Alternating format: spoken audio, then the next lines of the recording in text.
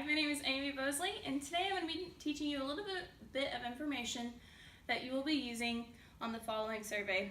I want to take time to thank you for participating in this survey, and let's begin. Today I'll be teaching you about consonants and dissonance for use for this research. Consonants can be defined as a combination of notes that sound pleasing, while dissonant is defined as a combination of notes that sound displeasing.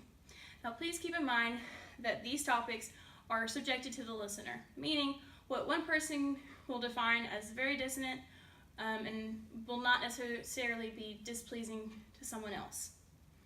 Now, keeping in mind, all the musical segments that you will be looking at today will be a part of something called the C major scale. A C major scale is a scale of 8 notes starting C and ending on C that is an unaltered scale, meaning that there are no accidentals in the scale. And a C major scale sounds like this. So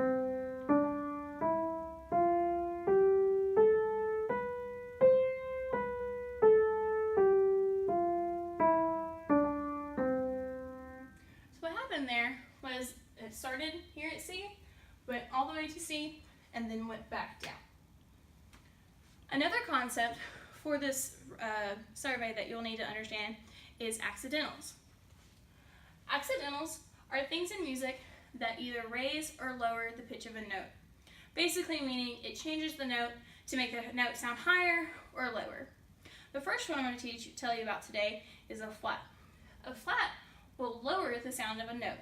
So in this case, you have an A natural and an A flat, and here's what an A natural and an A flat sound like.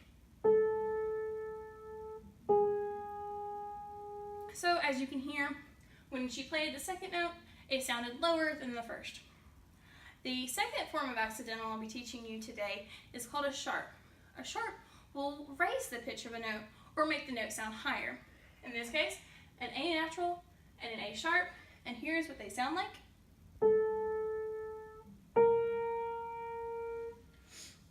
As you can hear, the second note sounded higher, meaning the pitch was raised. So for this survey, you will be rating musical passages based on their consonants or dissonance. So I want to give you an example of each one. The first one that you'll be seeing is a consonant example, and it sounds like this.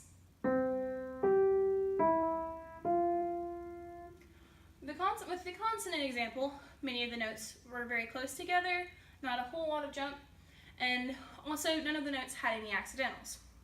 And this is what a dissonant example could sound like.